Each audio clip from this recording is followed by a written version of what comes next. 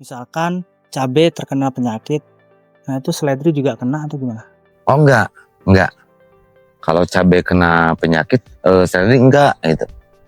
Jadi pengurusan tumpang sari harus rutin, pas mau penyapraian harus dilihat dulu, jangan asal-asalan nyemprot, kasih vitaminnya yang bagus, kasih kalsiumnya yang bagus.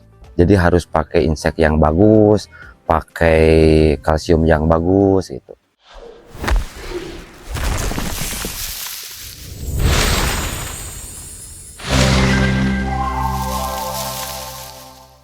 Perkenalkan, nama saya Kendar Taryana, usia 40 tahun, dari Kecamatan Pangalengan, Desa Sukamanah, Kabupaten Bandung. Komoditas yang ditanam sekarang apa, Pak? Komunitas cabai, kentang, seledri. Cabai saya nanam 7.700 pohon. Kalau seledri saya nanamnya udah belum beres, ini baru 7.000. Jenis cabai pilar. Kalau seledri jenisnya Bambi.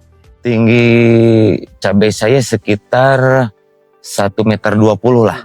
Luas lahan saya 16 patok. Lebar paretnya 1 meter buat bedengan ini. Jarak tanamnya 20 ke 50.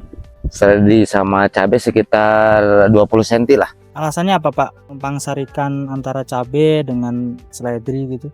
Di lahan, memanfaatkan lahan. Kalau panen cabai lama, jadi kalau tumbang sari ada 2 kali panen lah. Pas pertama sama sawi, yang kedua sama seledri, jadi irit obat, jadi tersiram sama dari cabai. Cara nanamin cabai dulu, udah 15 hari baru nanam seledri, jadi supaya nggak ketutup sama seledri.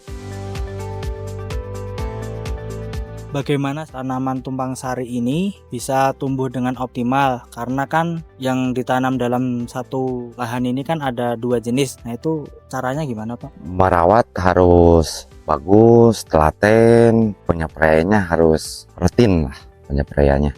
Jadi pengurusan tumpang sari harus rutin, pas mau penyapraian harus dilihat dulu, jangan asal-asalan nyemprot, kasih vitaminnya yang bagus, kasih kalsiumnya yang bagus. Udah gitu saja, nggak ribet. Menurut Bapak sendiri, apakah tumpang sari itu menghambat pertumbuhan salah satu tanaman atau enggak? Enggak, tumpang sari jadi memanfaatkan lahan saya. Jadi nggak ada menghambat ke cabai nggak menghambat ke seledri. Itu bagus kata saya mah. Nggak tahu sama petani yang lain. Tantangan yang dihadapi kalau budidaya tumpang sari ini apa, Pak? Hama ada double, jadi harus pakai insek yang bagus, pakai kalsium yang bagus gitu. Berarti penyakit-penyakit atau hama yang pernah dihadapi itu apa aja, Pak, selama Bapak budidaya? Penyakit dari cabai, lalat buah, busuk daun, patek gitu. Busuk batang? Nggak pengaruh lah, kalsium itu. Kalau untuk seledri ada masalah nggak, Pak? Enggak, alhamdulillah kan terbantu sama ini dari obat cabai. Solusinya gimana, Mas? Pakai racun yang bagus, yang rutin gitu. Misalkan cabai terkena penyakit, nah itu seledri juga kena atau gimana? Oh enggak. Kalau cabai kena penyakit, seledri enggak gitu.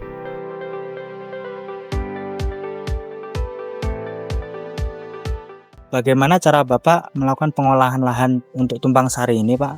Pengolahan lahan yang biasa saya lakukan, kasih pupuk kandang, kasih dolomit, dikasih mes gitu. Saya dari 16 patok pakai pupuk kandangnya 4 truk, sekitar 1.200 karung. Pakai dolomit dari 16 tumak saya pakai 30 karung. Pakai mes, pupuk kimianya sekitar 5 kintal. Untuk setelah pengolahan lahan sampai mulai penanaman bibit itu dikasih jarak atau langsung ditanam? Dikasih jarak dulu.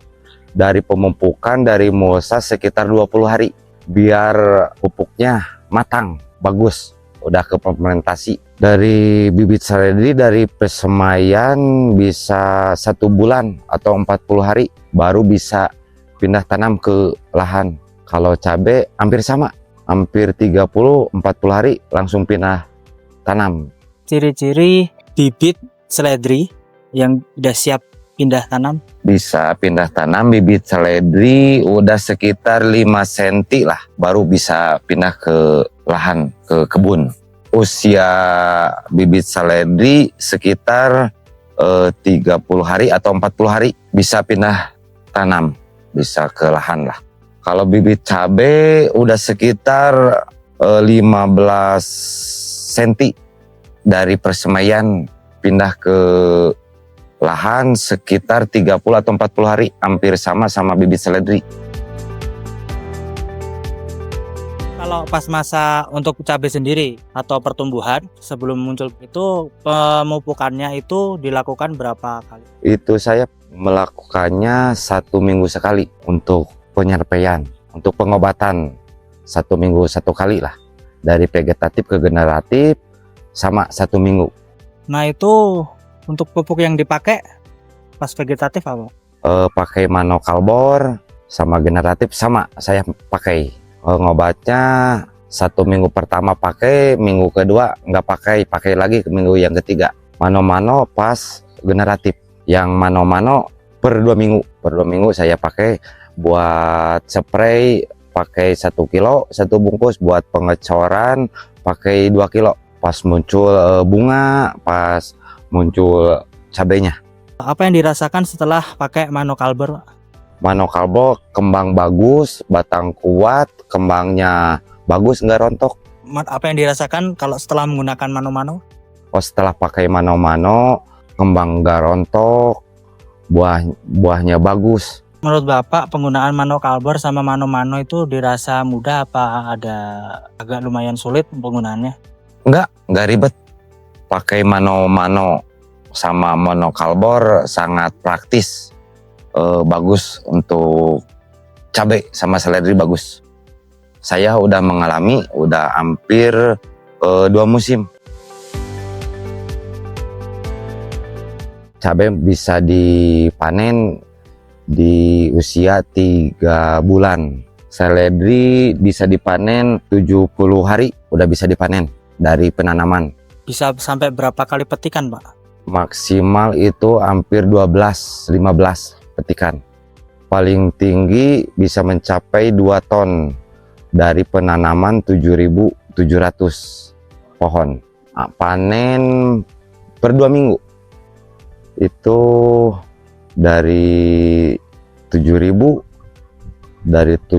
pohon sekitar 2 ton lah dapat. Ciri-ciri seledri yang siap dipanen, tingginya harus sekitar 40 cm. Itu udah siap dipanen, udah siap dipasarkan. Ciri-ciri cabai yang udah siap dipanen, ininya udah besar-besar kayak gini, udah siap dipanen ini. Untuk total yang pernah dirasakan itu bisa sampai berapa kilo atau berapa kuintal?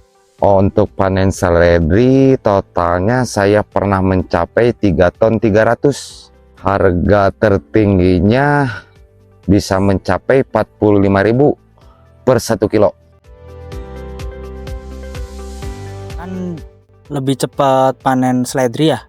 Ya. Daripada cabai. Sampai kalau seledri kan cuman 70 hari. Nah, setelah seledri panen itu gimana? Yang lubangnya? Oh, ini buat pupuk, buat pemupukan cabai. Bekas seledri dikasih mes sama pupuk lagi buat pertumbuhan cabai. Cabai sendiri pas harga yang paling bagus pernah mencapai 25-23. Untuk penyiraman sendiri dikasih air pas musim. Kalau musim hujan kan nggak perlu ya, Pak? Pas musim hujan nggak perlu disiram. Kalau musim kemarau saya 3 atau 4 hari dikasih air, disiram cabainya gitu. Untuk petani yang mau pengen tanam tumpang sari harus kasih pupuk yang maksimal, perawatan yang bagus, yang rutin, yang rajin lah. Sukses selalu buat petani cabai se-Indonesia, sehat selalu, sukses selalu, merawat cabainya dengan telaten. harapan petani se-Indonesia mungkin harganya bagus. Pemerintah harus ngasih modal pinjaman.